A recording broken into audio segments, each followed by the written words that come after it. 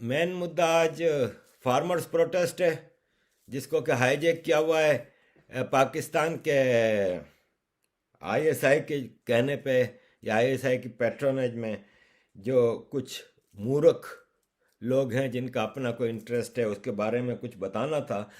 भारत की जनता ने मेजोरिटी से बीजेपी को वोट दिया, इसलिए दिया कि वो कुछ तब्दीली चाहते थे। वो जो सदियों से गुलामी की एक सिलसिला चला आ रहा था, पहले मुस्लिम इन्वेडर्स रूल करते रहे, फिर अंग्रेज़ रूल करते रहे, फिर कांग्रेस उसी अपीजमेंट को लेके चली और हिंदुओं को और मेजोरिटी को, इवन सिखों को, जैन्स को, बुद्धिस्ट को गुलामी की जंजीरों में बंद करके रखा। और एक उनका जो भारत का एक जो हमेशा से एक पोटेंशियल था, जो कि वेस्ट की हमेशा से कोशिश रही है, जिसके लिए पाकिस्तान भी इन्होंने बनाया था, भारत का बंटवारा किया, कि ये पोटेंशियल अचीव ना कर सके ये कौम, वो पोटेंशियल हासिल करने के लिए बीजेपी को इतनी भारी उससे लेके आए। और आपने देखा कि बीजेपी ने अपने सेकंड पीरियड में आते ही ट्रिपल तलाक और अयोध्या और एब्रोगेशन ऑफ आर्टिकल 370 और सारी चीज़ें करती रही। इन लोगों का दुकानदारियां ख़त्म हो रही थी।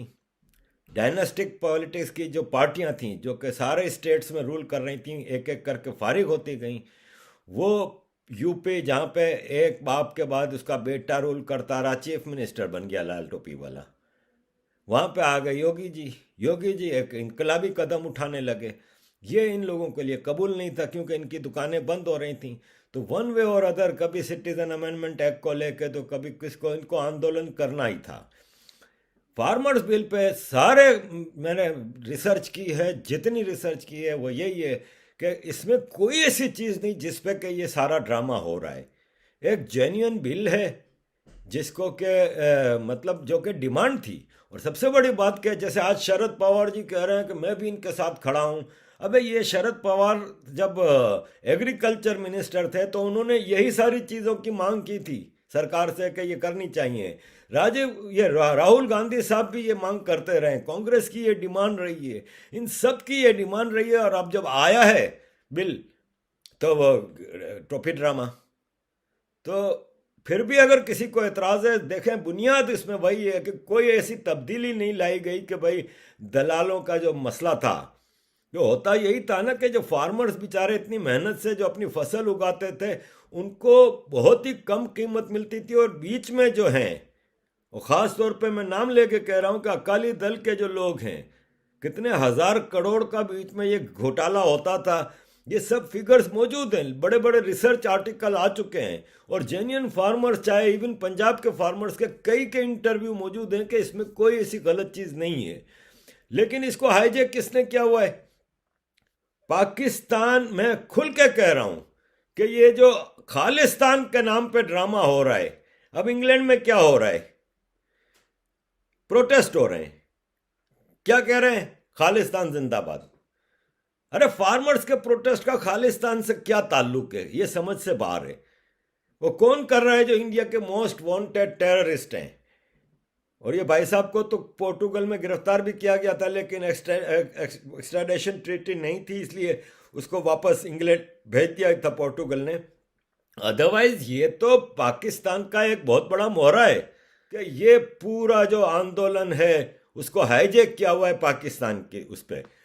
फार्मर्स बिल के हवाले से सीधी सीधी बात है कि मोदी जी तब्दीली लाना चाह रहे हैं, और जब तब्दीली लाने की कोशिश होती है तो ये लोग खुल के सामने आ जाते हैं उस तब्दीली को रोकने के लिए, वन वे और अदर। वेल प्रिपेयर्ड हैं ये लोग। ये प्रोटेस्ट की तैयारी नज़र नहीं आ रही है, जंग की तैयारी नज़र आ रही है। ये जंग होती है इस तरह से। ये चीज़ें कोई मासूम से फार्मर्स इस तरह की चीज़ें नहीं कर सकते। वेल ऑर्गेनाइज्ड, वेल फंडेड, और बिल्कुल एक प्लान के तहत वो किया गया है। ऐसे ही कोई वो नहीं है कि आप कह लें कि ये प्रोटेस्ट है। पूरी सिमिलरिटीज शाहीन बाग और इसमें नज़र आ रही हैं। ये जितने भी प्रोटेस्ट कर लें, कुछ भी कर लें, ये फार्मर्स की डिमांड थी, ये तमाम पॉलिटिकल पार्टीज की डिमांड थी। आनंद जी कह रहे हैं कि मैं मोदी सरकार को मुसलसल क्रिटिसाइज करता रहा हूं कि ये रिवॉल्यूशनरी चीज़ें नहीं ला रहे, जैसे सिटीजन वो सिविल यूनिवर्सल सिविल कोड और इस तरह की चीज़ें नहीं ला रहे। तो अब मुझे एहसास हो रहा है कि कैसे लाएं, यहाँ पे तो छोटे से छोटे मुद्दे को इतना बड़ा बढ़ा चढ़ा के पेश किया जा रहा है। तो ये एक कंसेंसस बिल हो चुका है कि इन्होंने पूरी कोशिश करनी है कि मोदी सरकार को भारत के लिए वो कदम नहीं उठाने देने जो कि भारत के लिए ज़रूरी हैं। इस टाइप के आंदोलन चलते रहेंगे, लेकिन सरकार को सरेंडर करने की, कहीं किसी नाजायज़ सरेंडर करने की ज़रूरत नहीं है। जहाँ पे जायज़ बात है वहाँ पे सरकार भी सुने। फ्रांस में देखें, कल ऐलान हुआ है कि 80 मस्जिदों को बंद किया जाएगा, क्योंकि वहाँ पे एंटी फ्रांस एक्टिविटीज़ हुई हैं। है ना स्ट्रॉन्ग काम कर सकते हैं आप भारत में, खड़े हो जाएंगे, ये दूसरे शाहीन बाग हर शहर में बनने शुरू हो जाएंगे। लेकिन फ्रांस ने ये करके दिखाया है। 100 से ज़्यादा मुसलमानों को डिपोर्ट कर चुके हैं, मुल्लाओं को, जो कि हेड स्पीचिंग में शामिल थे। फ्रांस एक ज़बरदस्त रिवॉल्यूशन ला रहा है। ये नेशनल इंटेग्रिटी के लिए ज़रूरी होता है। क्या आपके कुछ लोग जिनको भारत ने बड़ी इज्जत और मान दिया, किसी को भारत रत्ना दिया, किसी को खेल रत्ना दिया, क्या क्या क्या अवार्ड दिए, वो आज ऐलान कर रहे हैं कि हम वो अवार्ड वापस कर रहे हैं। मज़ा ये लगता है, ये बेवकूफ़ी वाली चीज़ें कर रहे हैं। पहले ज़रा इशू को देख लें कि आप किस इशू के ऊपर ये सारे ड्रामे कर रहे हैं। आपको इस देश ने मान और इज्जत दी, बेवकूफ़ी की बातें कर रहे हो तुम लोग, अपने ही देश के खिलाफ काम कर रहे हो। और इसका नतीजा यही होगा कि तुमको मुंह की खानी पड़ेगी कि आफ्टर ऑल एक नया भारत तो पैदा हो रहा है। एक वो भारत जिसका आज से 10 साल पहले कोई सोच भी नहीं सकता था। मज़े से मनमोहन सिंह साहब की जी उसमें लगे हुए थे और ग़ुलामी की ज़िंदगी में लगे हुए थे। आज एक नया भारत आया है और एक नया भारत नए रास्ते पे चल पड़ा है। इसको अब कोई रोक नहीं सकता, ये मैं क्लियर अल्फाज में बता रहा हूँ। और थोड़ा मैं चला जाऊं पाकिस्तान के पास, कि भारत ने, आप ये देखें कि आपकी सरकार अपनी आम जनता के लिए कितना वो कर रही है कि ये जो कोविड की वैक्सीनेशन आई है, तो दुनिया में सबसे ज़्यादा वैक्सीन का ऑर्डर भारत ने दिया है अपनी आवाम के लिए, अपनी जनता के लिए। ये अपनी जनता की रक्षा करना जानते हैं। जबकि 200 इतने सारे मुल्क हैं, सब ने ऑर्डर दिए हुए हैं। 220 मिलियन की आबादी वाला मुल्क पाकिस्तान, इसमें आपको कहीं नहीं मिलेगा। पाकिस्तान इसमें एग्जिस्ट ही नहीं करता, क्योंकि पाकिस्तान की आवाम के पास पैसा सिर्फ आर्मी के लूट मार के लिए है या जागीरदारों के लिए। ये है जी सिंध, सिंध के जागीरदार कुछ इसमें मिनिस्टर भी हैं, करंट मिनिस्टर। नवाब अकबर बुगटी का पोता भी है इसमें, जो कि सरकार के पैरोल पे चलता है, बरामदा के उस पर नहीं। क्योंकि नवाब अकबर बुगटी के दो बेटे थे, 2-3 बेटे थे, जिसमें से बरामदा के वालिद का तो इंतकाल हो गया है। और नवाब साहब ने बरामदा को अपना सियासी वारिस, अपना पॉलिटिकल वारिस करार दिया था। जबकि दूसरा जो बेटा तलाल बुगटी है, वो तो आईएसआई की गोद में बैठा है, और उसका बेटा शाहजैन बुगटी वहाँ कोयटा में मज़े से रह रहा है। तो इसमें नवाब बुगटी का एक सरकारी पोता जो है, वो भी इसमें दारू की महफिल में बैठा है।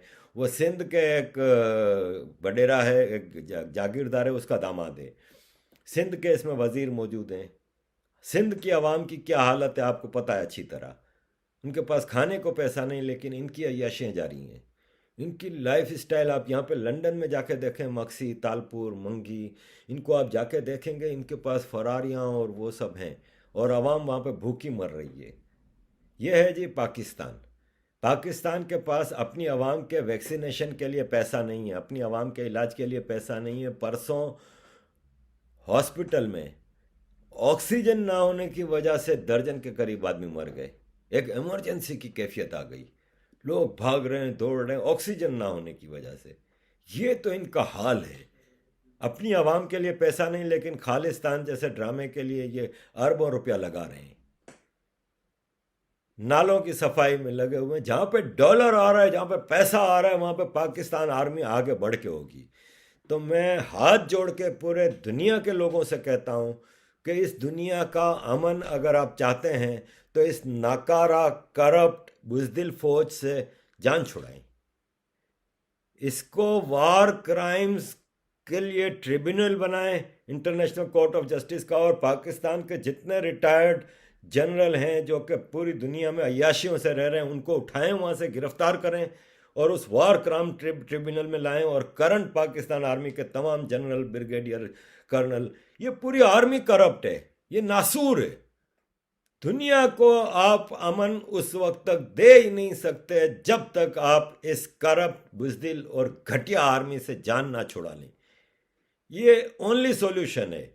और इसके लिए मैं भारत से रिक्वेस्ट करूंगा कि जिस तरह पाकिस्तान खुल के कश्मीर और खालिस्तान और उस पर वो कर रहा है, तो आप आगे आएँ। जैसे मेजर गौरव आर्या ने इंटरव्यू में कहा था मुझे कि ओनली सॉल्यूशन ये है कि दिल्ली में लाइन से सिंधु देश की एम्बेसी, बलूचिस्तान की एम्बेसी, पख्तूनस्तान की एम्बेसी, ये सब एम्बेसियाँ इन एग्ज़ाइल एक साथ लाइन से खोलें। भारत अपने बजट में से एक पैसा निकाले। जिस तरह आपने 71 में बंगालियों को आज़ादी दिलाई थी, क्या उसको अगर आप भारत आज़ादी ना दिलाता था तो बंगालियों की हिम्मत थी कि आज़ादी हासिल करते? आज भी वो बेचारे पिस रहे होते। आज एक तरक्की करती कौम है, इकोनॉमिक डेवलपमेंट हो रहा है, पाकिस्तान से तो फिर लाख दर्जे बेहतर है ना। तो भारत का अब ये एक फ़र्ज़ है, ये भारत के लिए भी ज़रूरी है कि आप अपना पीओके वापस लें, अपना गिलगित बल्तिस्तान वापस लें।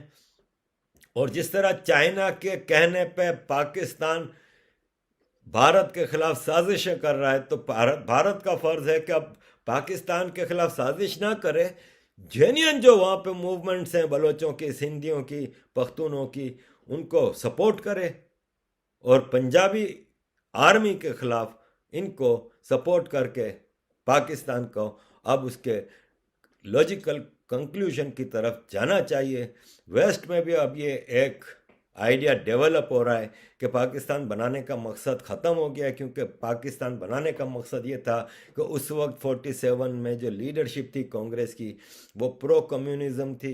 कम्युनिज़म को ये लोग अपने लिए एक मुश्किल और एक दुश्मन करार देते थे, तो इनको ये था कि भारत को और कम्युनिस्ट चाइना को, कम्युनिस्ट रशिया को काउंटर करने के लिए इधर एक बफर स्टेट चाहिए। अब कम्युनिज़म को मोरलेस शिकस्त हो चुकी है, रशिया में रिवॉल्यूशन आ चुका है, चाइना में भी कम्युनिज़्म बराए नाम ही है, और चाइना भी अब इकोनॉमिक डेवलपमेंट और कैपिटलिज्म की एक बहुत बड़ी मार्केट है। इंडिया में एक बहुत बड़ी तब्दीली आई है, ख़ास तौर पे वेस्ट के लिए इंडिया की करंट लीडरशिप में एक उम्मीद नज़र आई है। तो अब वेस्ट में भी ये थिंक टैंक्स में आइडिया आ रहा है कि अब पाकिस्तान का ज़रूरत नहीं रही है। अजीज़ दोस्तों, थैंक यू वेरी मच। आप इतना सपोर्ट करते हैं और इतने मुझे मान देते हैं कि मेरी बातें सुनते हैं। मेरी बातों को स्प्रेड करें, फैलाएं और जितना सपोर्ट कर सकते हैं। Thank you very much. जय हिंद, भारत माता की जय।